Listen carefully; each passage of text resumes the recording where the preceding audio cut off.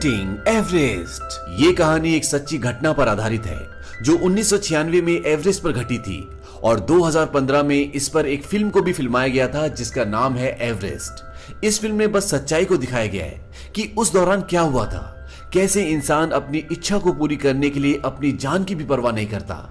1953 में Edmund Hillary और टेंजिंग नोर्गे पहले दो ऐसे इंसान थे जो पहली बार एवरेस्ट पे चढ़े। इसके बाद बहुत कम ऐसे लोग थे जो एवरेस्ट पे चढ़े, क्योंकि एवरेस्ट पे चढ़ने का मतलब मौत है। पर 1992 में रॉब हॉल नाम के एक आदमी ने इसे अपना बिजनेस बना लिया और उसने लोगों को एवरेस्ट पे ले जाने का काम शुरू कर दिया और अगले 4 सालों में वो 19 लोगों को बिना किसी हादसे के एवरेस्ट पे ले गया। सन 1996 में रॉब एक और टीम को एवरेस्ट पे ले जाने के लिए तैयार होता है। जाने से पहले रॉब की बीवी बोलती है कि जल्दी वापस आना, क्योंकि वो प्रेग्नेंट होती है। रॉब बोलता है कि मुझे आने से कोई नहीं रोक सकता और वो अपने सफर पर आगे बढ़ जाता है। तारीख होती है 30 मार्च 1996। बहुत सारे यात्री काठमांडू नेपाल पहुंचते हैं। रॉब हॉल की कंपनी का नाम होता है एडवेंचर कंसल्टेंट्स और रॉब की टीम के साथ कई लोग होते हैं जिसमें बैक, डग, जॉन और भी कई लोग हैं। ये कुल मिलाकर 13 लोगों की टीम होती है। इनका पूरा सफर 40 दिनों का है और इन्हें 10 जून की दोपहर तक एवरेस्ट के शिखर पर पहुंचना है। अब काठमांडू से पूरी टीम हेलीकॉप्टर से 9383 फुट ऊंचाई एक जगह लुकला पर पहुंचती है। इसके बाद ये सब वहां से पैदल आगे जाते हैं और 17600 फुट की ऊंचाई पर अपने बेस कैंप तक पहुंच जाते हैं। यहाँ पर कई देशों के अलग अलग लोग होते हैं जो सभी अलग अलग कंपनीज के साथ एवरेस्ट पर चढ़ना चाहते हैं। 23 अप्रैल को ये पूरी टीम 21300 फुट की ऊंचाई तक चढ़ जाती है और यहाँ ऑक्सीजन कम होती है। यहाँ पर एक कैंप होता है जहां पर ये सब रुकते हैं और ऑक्सीजन भी लेते हैं। दरअसल जो कंपनीज इन्हें एवरेस्ट पे ले जा रही होती है उन्होंने अलग अलग चोटियों पर यात्रियों के लिए कैंप लगाए होते हैं ताकि उन्हें आराम मिल सके। अब यहां से आगे का सफर इतना आसान नहीं है क्योंकि अब ऑक्सीजन कम हो रही है। पहाड़ की चढ़ाई बिल्कुल सीधी होती है और खतरनाक भी है। ये वो जगह है जहां पर आप बादलों के साथ रहते हैं। यहाँ पर सारे यात्रियों की सुविधा के लिए सभी कंपनीज ने मिलकर रस्सियां लगाई होती है ताकि यात्री ऊपर चढ़ सके, क्योंकि बिना रस्सियों के आम आदमी एवरेस्ट पे चढ़ जाए ऐसा हो ही नहीं सकता। पर फिर भी ये इतना आसान नहीं है क्योंकि वहां का मौसम, ऑक्सीजन की कमी इंसान को अपने आप ही धीरे धीरे मारना शुरू कर देती है। अब ये सब यहाँ से आगे बढ़ते हैं जहां पर पहाड़ चढ़ते हुए इन्हें बहुत परेशानी हो रही होती है। इन्हें सांस लेने में परेशानी हो रही होती है। फिर भी ये सब आगे बढ़ते रहते हैं और 24,000 फीट ऊपर पहाड़ पर चढ़ जाते हैं।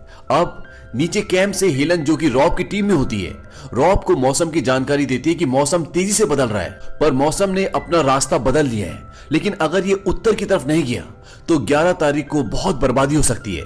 रॉब बोलता है यहाँ कोई मौसम नहीं होता, पहाड़ अपना रास्ता खुद बनाते हैं और ये वहां से अपनी पूरी टीम के साथ पहाड़ की खड़ी चढ़ाई पर चढ़ना शुरू कर देते हैं जहां हवा बहुत तेज होती है और एक एक कदम बढ़ाना भी मुश्किल हो रहा होता है। लेकिन इन सब की कहीं ना कहीं एक जिद है कि इन्हें ये कर दिखाना है, इसीलिए लगातार बढ़ते रहते हैं और ये अपने अगले कैंप पर, जो कि 26,085 फीट की ऊंचाई पर है, वहां पहुंच जाते हैं। और इस ऊंचाई पर मौसम बहुत खराब होता है और यहाँ पर सब ये तय करते हैं कि अब ये आगे नहीं बढ़ेंगे क्योंकि आगे बढ़ने का मतलब मौत है। लेकिन शुक्रवार 10 मई को मौसम एकदम शांत हो जाता है।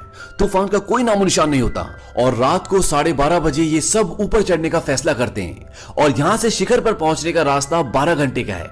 और ये सब इस उम्मीद से आगे बढ़ना शुरू कर देते हैं कि कुछ ही घंटों में ये अपने सपने को पूरा कर लेंगे। इसके बाद ये 27,600 किलोमीटर ऊपर पहुंच जाते हैं। वक्त होता है सुबह के 4:39। यहाँ पर इनकी टीम में एक आदमी होता है जिसका नाम बैक है। उसकी आंखों में कुछ प्रॉब्लम होना शुरू हो जाती है। उसे धुंधला दिख रहा होता है क्योंकि कुछ ही साल पहले उसकी आंखों की सर्जरी हुई थी। रॉब उसे बोलता है कि हम आगे बढ़ रहे हैं और अगर तुम ठीक महसूस करो तो आधे घंटे बाद तुम भी आगे बढ़ जाना, नहीं तो तुम्हें अपना सफर यहीं खत्म करना होगा। अब बचे हुए लोग जब आगे बढ़ते हैं तो वो देखते हैं कि वहां पर ऊपर रस्सियां नहीं होती और ये अब यहाँ पर रस्सियां बांधना शुरू कर देते हैं क्योंकि बिना रस्सियों के ये एक कदम भी ऊपर नहीं चढ़ सकते। और यहाँ से 3 लोग वापस लौटने का फैसला कर लेते हैं क्योंकि यहाँ पर हवाएं बहुत तेज होती है, बहुत ठंड होती है और इनकी ऑक्सीजन भी खत्म हो चुकी होती है और इसीलिए मंजिल के बहुत करीब होने के बावजूद भी अब ये रिस्क नहीं लेना चाहते और वापस लौट जाते हैं। यहाँ पर एवरेस्ट के पहाड़ पर बहुत गहरी गहरी बर्फ की दरारें होती है जिनकी तह भी नहीं दिखती और इन्हीं दरारों में गिरकर 19 लोगों की मौत हो चुकी है। इसीलिए बिना रस्सियों के, बिना सेफ्टी के ये एक कदम भी आगे नहीं बढ़ सकते। अब इनकी पूरी टीम जिस जगह पर होती है ये 28,740 फीट की ऊंचाई पर है और जब लोग इतनी ऊंचाई पर पहुंच जाते हैं तो उन्हें हाइपोथर्मिया हो जाता है।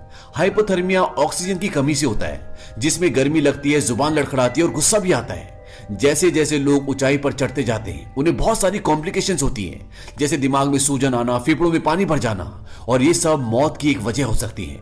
अब ये रस्सियां लगा लेते हैं और पहाड़ पर आगे चढ़ने की तैयारी करते हैं। इन सब की हालत खराब हो चुकी है, किसी के अंदर शक्ति नहीं है, बस एक जज्बा है जिसकी वजह से सब आगे बढ़ रहे हैं। और दोपहर 1:14 पर ये एवरेस्ट की चोटी पर पहुंच जाते हैं। इन्होंने कर दिखाया होता है जो ये करना चाहते थे।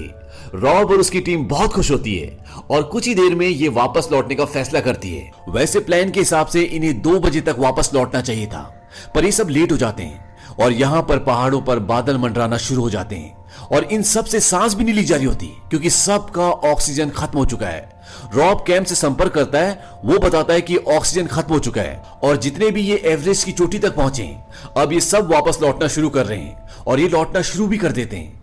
अब ये थोड़ा सा नीचे आए होते हैं, तभी वहां पर एक और इन्हीं का टीम का आदमी जिसका नाम डग होता है वो आ रहा होता है। रॉब उसे मना करता है पर वो कहता है कि अगर वो आज ऊपर नहीं किया तो वो दोबारा कभी नहीं आ पाएगा और रॉब उसे बड़ी मुश्किल से ऊपर ले जाता है। डग की हालत खराब होती है पर वो एवरेस्ट के शिखर तक पहुंच जाता है और जब वो वहां से नीचे उतरना शुरू करते हैं तो डग की हालत खराब हो चुकी होती है। वो लगभग बेहोशी की हालत में होता है और अब ये दोनों ऊपर फंस चुके हैं। रॉब की टीम रॉब को वापस आने के लिए बोलती है पर रॉब मना कर देता है। वो बोलता है कि मैं डग को छोड़कर नहीं आऊंगा, ये एक इंसानी जिंदगी का सवाल है, और वो रस्सियों के सहारे बड़ी मुश्किल से उसे नीचे उतारने की कोशिश करता है। और तभी यहाँ पर बहुत जोर से तूफान शुरू हो जाता है और रॉब डग को बहुत मुश्किल से एक जगह छोड़कर ऑक्सीजन लेने के लिए जा रहा होता है। वो डग को बोलता है कि तुम यहां से हिलना मत, लेकिन डग का दिमाग पूरी तरह से सुन हो चुका है और वो भी उसके पीछे आने लगता है। ये बात रॉब को पता नहीं चलती और डग खाई में गिर जाता है और उसकी मौत हो जाती है। यहाँ पर रॉब भी बुरी तरह से थक चुका होता है और वो वहीं बैठ जाता है। तभी वहां पर उसका एक साथी आ जाता है जिसे ऑक्सीजन का आधा सिलेंडर मिला होता है और वो रॉब को ऑक्सीजन देता है और वो दोनों तूफान में नीचे उतरना शुरू कर देते हैं। ये कुल मिलाकर 13 लोग होते हैं जो ऊपर फंसे हुए होते हैं और तूफान बढ़ते ही जा रहा होता है। अभी रात के 3 बजे होते हैं और नीचे कैंप से उन्हें बताया जाता है कि उनकी मदद के लिए लोगों को उनके पास भेजा जा रहा है, पर वो तभी वहां पर आ सकते हैं जब तूफान रुकेगा। और ऊपर लोग तूफान से, ठंड से और ऑक्सीजन की कमी से मर रहे होते हैं। अब सुबह के 5 बज जाते हैं और आज दिन होता है 11 मई का। रॉब के साथ जो उसका दूसरा साथी होता है, ठंड और थकान की वजह से उस ऊंचाई पर उसका दिमाग काम करना बंद कर देता है और जब रॉब खुद बेहोशी की हालत में होता है तो उसका साथी अपनी जैकेट उतार देता है और बोलता है बहुत गर्मी हो रही है और पहाड़ से नीचे स्लाइड कर जाता है। अब तक इनका कैंप से पूरी तरह से संपर्क टूट चुका है, पर जब तूफान बंद होता है तभी रॉब का कॉल आता है। वो बोलता है कि मैं हिल भी नहीं पा रहा हूं क्योंकि उसके हाथ पैर जम चुके होते हैं। वो उन्हें बताता है कि मुझे मदद चाहिए और मेरा साथी मर चुका है। वो लोग रॉब को बोलते हैं कि तुम्हें किसी भी तरह नीचे आना होगा क्योंकि वहां पर ऊपर अभी भी बहुत तेज हवाएं होती है, पर रॉब बोलता है कि मैं नहीं आ पाऊंगा और इसके बाद इनका कनेक्शन कट जाता है। अब नीचे इनकी टीम बोलती है कि रॉब की वाइफ को कॉल लगाओ और उसका फोन सैटेलाइट फोन के पास रखो, उसे अपनी वाइफ की आवाज सुनकर हिम्मत मिलेगी। और वो ऐसे ही करते हैं। वो रॉब और उसकी वाइफ की बात करवाते हैं। रॉब की वाइफ बोलती है कि तुम्हें चलते रहना होगा, कुछ ही देर में धूप निकल आएगी, बस तुम किसी भी तरह से नीचे आ जाओ। रॉब को वहां पर बहुत दिक्कत हो रही होती है क्योंकि वहां पर हवाएं बहुत तेज होती है और बिना ऑक्सीजन के सांस लेने में काफी तकलीफ भी हो रही होती है। रॉब बोलता है कि मेरे हाथ पैर जम चुके हैं। उसकी बीवी बोलती है कि तुम्हें चलना होगा, ब्लड सर्कुलेशन रुकना नहीं चाहिए। और इसके बाद रॉब वहां से उठने की कोशिश करता है और जो लोग रॉब को ऊपर बचाने गए होते हैं वो ऊपर नहीं जा पाते क्योंकि वहां पर हवाएं बहुत तेज होती है और उन्हें वापस लौटना पड़ता है। रॉब को बताया जाता है कि जो लोग तुम्हारी मदद के लिए आ रहे थे वो तेज हवाओं के कारण वापस लौट चुके हैं। रॉब बोलता है कि मुझे एक और रात यहाँ पर रुकना पड़ेगा क्योंकि वो वहां से अकेला नहीं निकल सकता। वहीं रॉब की वाइफ उसके लिए बहुत चिंतित होती है और वो बोलती है कि मुझे रॉब से बात करनी है और वो रॉब से बोलती है कि तुम्हें घर आना होगा, मैं तुम्हारा इंतजार कर रही हूँ।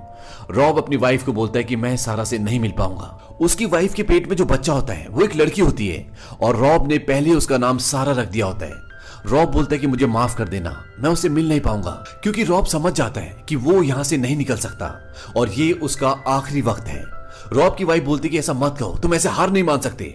रॉब बोलता है कि मैं तुम्हें बहुत प्यार करता हूँ, तुम अपना ख्याल रखना।